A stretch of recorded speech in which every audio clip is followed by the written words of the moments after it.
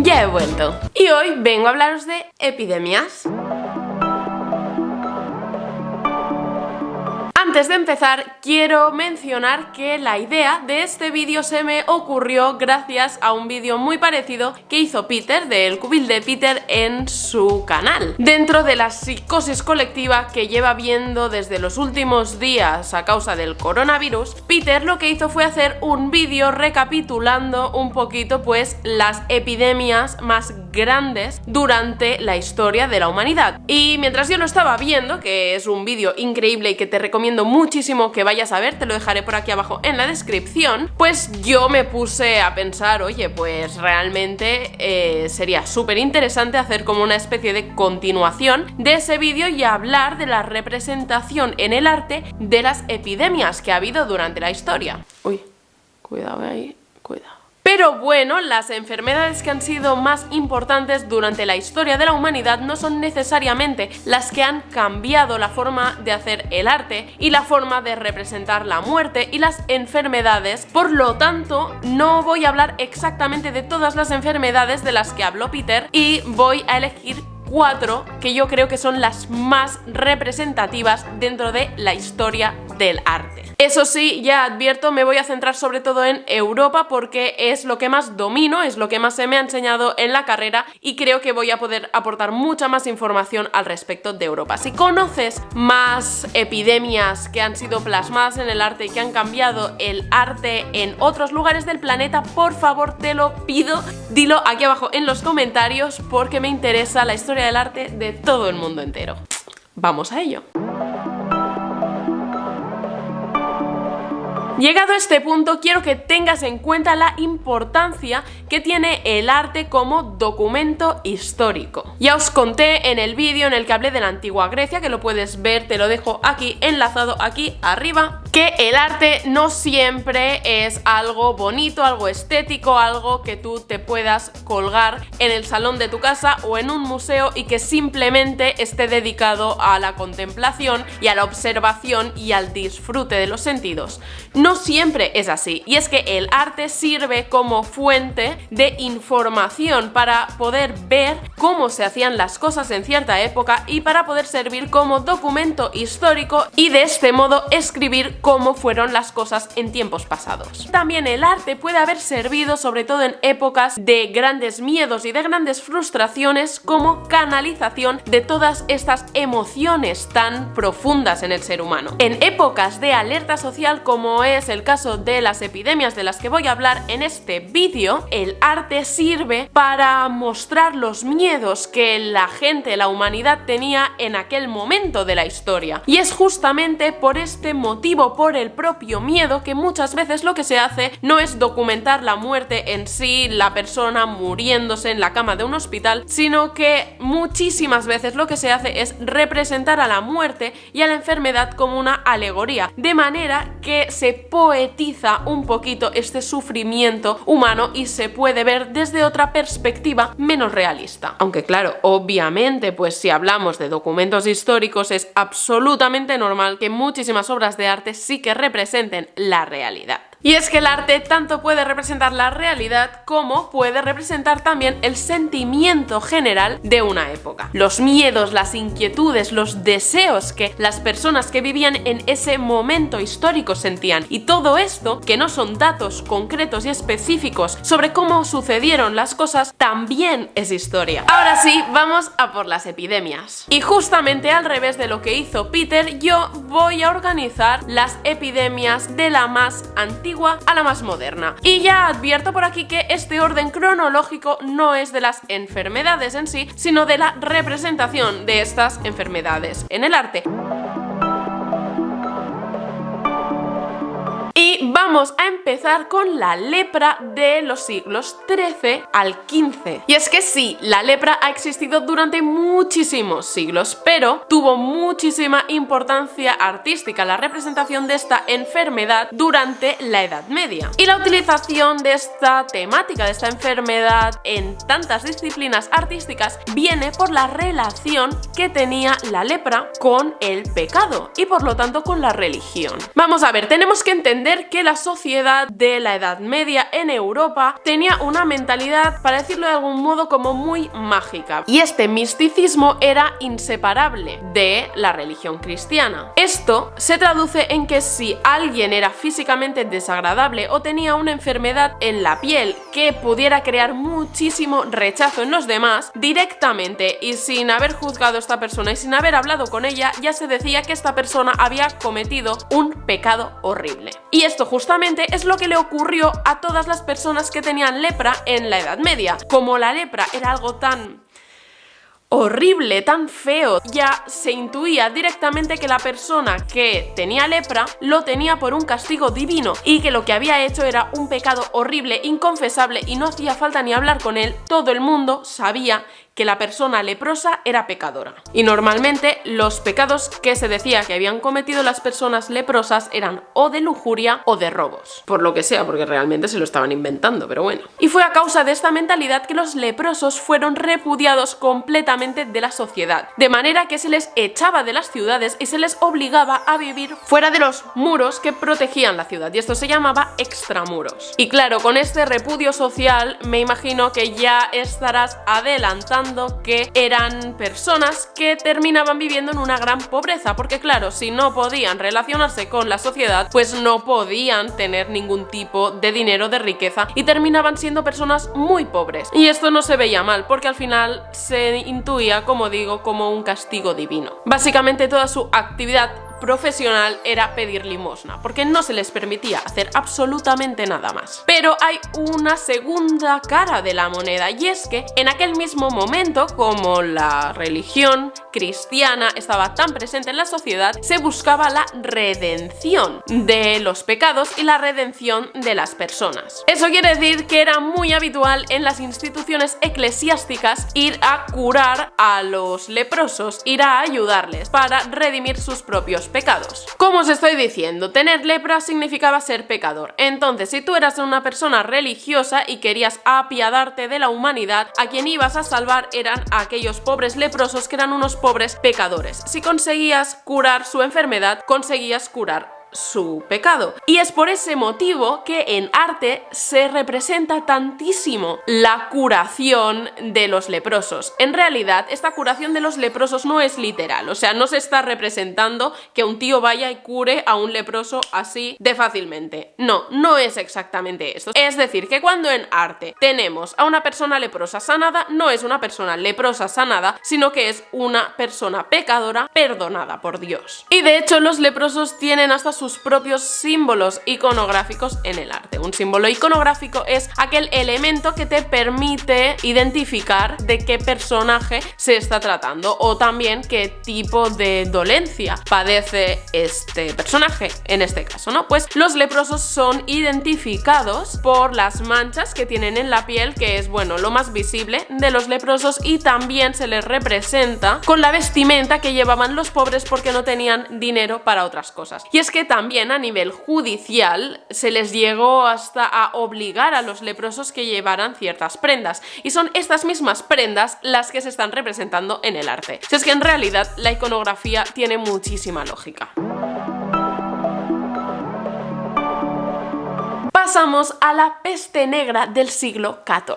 Y es que la epidemia de peste negra más importante tuvo lugar en Europa en el siglo XIV. Y eso también es época medieval. Y bueno, a nivel artístico tuvo un impacto la peste negra increíble. Digamos que la peste negra formó un antes y un después de cómo se representaba la muerte en el arte. Y eso es algo importantísimo. Y el cambio pictórico de cómo se representa la muerte es al final un símbolo de que la concepción de la muerte por la humanidad también había cambiado. El origen de esta peste ya lo explicó muy bien Peter en su vídeo, así que yo voy a centrarme en cómo se representó esta epidemia en el arte. Para empezar, tenemos que tener en cuenta que esta época se entiende como una época de grandes cambios en Europa. El siglo XIV se entiende como Baja Edad Media, y esto significa que es el periodo más tardío de la Edad Media. En ese momento empezó a surgir un sentimiento de individualidad muy fuerte en las personas y esto contrastaba muchísimo con el sentimiento de comunidad que había existido en la Edad Media hasta el momento. Y de cara a la muerte, que es lo que nos interesa en este vídeo, digamos que se concebía en dos partes, ¿vale? Teníamos por una parte la muerte del cuerpo y por otra parte existía también la muerte del alma. La muerte que era verdaderamente peligrosa era la muerte del alma, porque se pensaba que cuando el cuerpo moría, el alma iba al paraíso. Es decir, que al final la vida terrenal era solamente un puro trámite hacia la vida eterna, y cuando se moría el cuerpo, pues solamente desaparecía el vehículo que hacía que pudieras estar en la tierra, pero como tu alma seguía viva, pues no pasaba nada y tú seguías en tu vida eterna. Pero ¿qué pasa? Que las personas pecadoras esta conexión con la vida eterna dejaban de tenerla, y si no habías tenido tiempo de redimir tus propios pecados, tu alma moría, y eso era la verdadera catástrofe. ¿Qué pasa? Que si sigues un ciclo de vida normal, sin ninguna gran epidemia que pueda interrumpir tu vida de golpe, puedes más o menos controlar el momento en el que te vas a morir y puedes más o menos controlar pues cuándo redimes tus pecados, ¿verdad? Pues claro, al llegar la peste negra, lo que ocurrió es que había muchas personas que habían cometido pecados y de golpe se morían sin haberlos podido redimir. Eso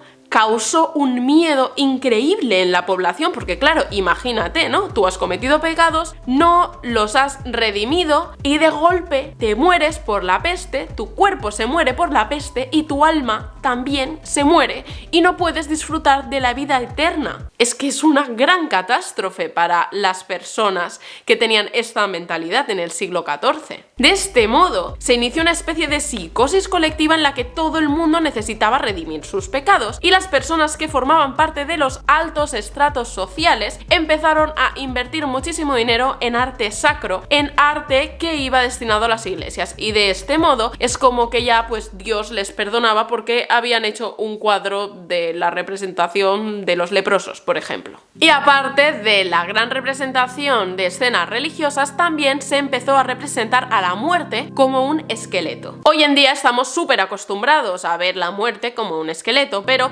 esto en realidad es algo que surgió en aquel momento, porque hasta entonces la muerte se estaba representando como algo dulce, como una especie de dormición, y no era nada macabro, nada que fuera así gris y tenebroso. Lo que pasa es que en ese momento había tantísima muerte en las calles que hasta los propios artistas podían ver esa muerte, y eso traumatizó tanto a las personas que hizo que en vez de representar a la muerte como algo dulce que te llevaba a la vida eterna, se empezara a representar la muerte como fuente de sufrimiento. Claramente el arte pasó a ser muchísimo más macabro cuando se refería a la muerte. Una de las escenas que más se representó fue la de la danza de la muerte, que a nivel simbólico es algo que realmente da pavor, porque lo que se representa en estas escenas es una serie de esqueletos que representan la enfermedad o la muerte, que están bailando con personas de todos los estratos sociales. Esto en realidad lo que viene a decir es que todo el mundo puede morir de un momento a otro, y que no importa la cantidad de dinero que tú tengas, que para la muerte eres lo mismo, exactamente lo mismo,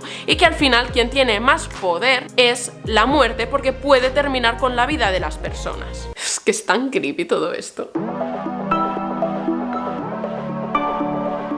Y ahora vamos a hacer un gran salto en el tiempo, porque vamos a ir directamente hacia el siglo XIX, momento en el que se empezó a representar muchísimo la tuberculosis. Y es que bueno, lo dicho, la tuberculosis no es una novedad del siglo XIX, pero sí que es el momento en el que empezó a tener muchísima importancia a nivel artístico. En ese momento, en el siglo XIX, la tuberculosis empezó a afectar a muchísima gente en todo el mundo, especialmente en Europa, que es donde me estoy centrando. Y sí, obviamente, pues la tuberculosis afectó a mucha gente pobre, pero también empezó a afectar a muchísima burguesía. De hecho, hay muchísimos personajes famosos que padecieron esta enfermedad, como son, por ejemplo, Chopin, Edgar Allan Poe, Sheila, Molière, Lovelace y un larguísimo etcétera. De hecho, a esta enfermedad se la conoció como la plaga blanca.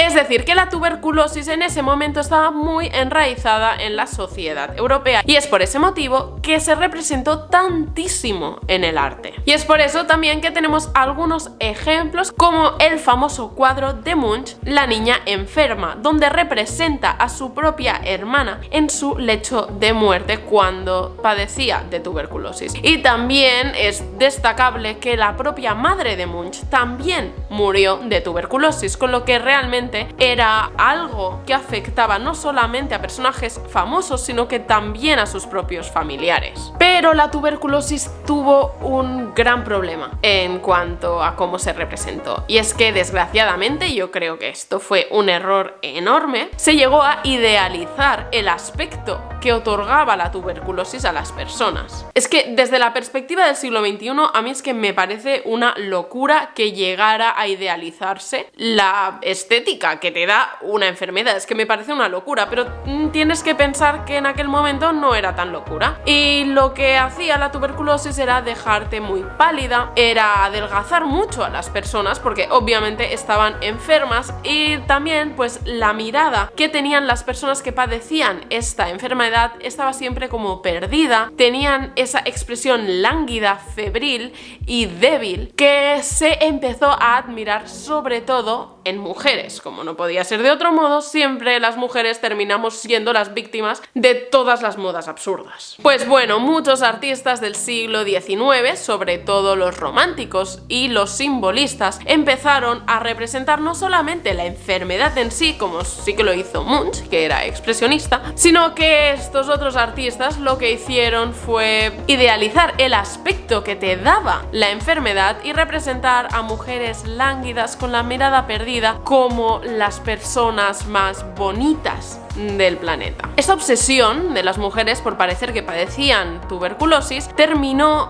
hasta llegando a las personas concretas, de manera que había mujeres que se sometían a dietas horribles que se basaban en beber mucha agua y hasta vinagre y no comer prácticamente nada para parecer que sufrían tuberculosis. Es que me parece fuertísimo. Incluso para estas dietas lo que hacían era dormir poquísimo, porque de este modo pues también parecían como muchísimo más cadavéricas todavía. Ya te digo, todo esto es súper tóxico y súper enfermizo.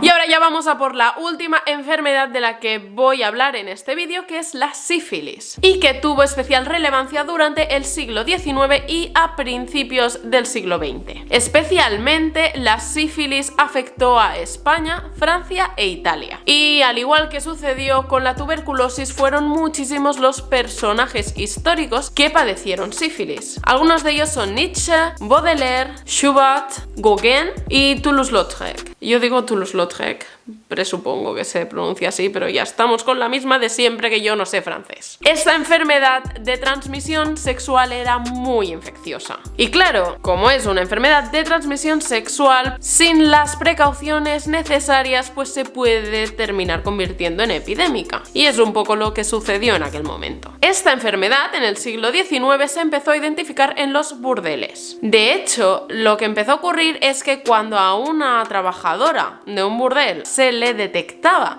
esta enfermedad, se la llevaba a la cárcel. O sea, a la cárcel. Es que me parece fuertísimo. Se llevaba a la señora a la cárcel y el señor libre con su familia y su esposa y sus niños y el perro y yo no entiendo nada. Pero bueno, en realidad sí, las prostitutas que padecían esta enfermedad eran completamente excluidas de la sociedad, un poquito como sucedía con la lepra, pero bueno, también afectaba a las otras personas. Y es que si se enteraba la gente de que alguien padecía sífilis, pues también se le acababa excluyendo socialmente. La gran mayoría de personas se lo callaban y no le decían nada a nadie. Y en realidad aquí podemos trazar un poco de paralelismo con la lepra de la que hablábamos al principio del vídeo. Y es que normalmente la sífilis afectaba a señores burgueses. Y claro, si un señor burgués se había infectado de sífilis, todo el mundo sabía por qué motivo se había infectado de sífilis. Y en este momento no era tan importante la condición moral en cuanto a la religión, sino que atacaba a los valores burgueses del momento, que eran la familia, la fidelidad y el matrimonio. Y al final eran valores que preservaban también el estatus económico de las personas burguesas. Y ahora voy a hablar de Toulouse-Lautrec. Toulouse-Lautrec, que padeció esta enfermedad de primera mano. Vamos, este señor tenía muchísimo contacto con las señoras de los burdeles. De hecho, es que hasta llegó a vivir en un burdel. Y la relación que Toulouse-Lautrec establecía con estas mujeres era muy íntima. De hecho, él representaba a estas mujeres durante sus labores profesionales, pero también las acompañaba en momentos de ocio y las representaba y las retrataba durante esos momentos de ocio también, que nada tenían que ver con su profesión. Otro artista que representó muy bien la sífilis fue Ramon Casas. Este artista catalán fue muy famoso por crear carteles publicitarios para empresas del momento. Y una de sus obras más famosas es un cartel de publicidad de una empresa de sanación de la sífilis. Era un centro en el que las personas que padecían sífilis podían acudir allí, y allí se les prometía que se les curaría. Y bueno, en este mismo cartel podemos ver una mujer sifilítica por el tono de la piel, por lo delgada que está y sobre todo por una propia alegoría, que es aquella serpiente que está trepando por la espalda de la mujer. Esta serpiente puede entenderse como la toxicidad de la enfermedad, pero también puede entenderse como el pecado que comete la persona que padece la sífilis. Me hubiera gustado muchísimo poder hacer un pequeño apunte hablando de este temor a la infección y en cómo se representa hoy en día, sobre todo en videojuegos. Pero vamos, es que ya me ha quedado larguísimo este vídeo y todavía me hubiera faltado ponerme a hablar de estas cosas, así que yo creo que sería un muy buen tema para el futuro. Si te gusta la idea, por favor házmelo saber dejándome un like a este vídeo y así sabré que quieres que haga este segundo vídeo. Y no te olvides, es súper importante, suscríbete a este canal para no perderte este vídeo y tantos otros vídeos interesantísimos que voy a estar haciendo a partir de ahora. Y aquí te dejo un botón para que puedas suscribirte súper fácilmente. Y bueno, si sigues con ganas de cosas tétricas y macabras, te dejo por aquí un vídeo en el que te hablo de fantasmas japoneses y de su relación con los Pokémon. No tardaré en volver.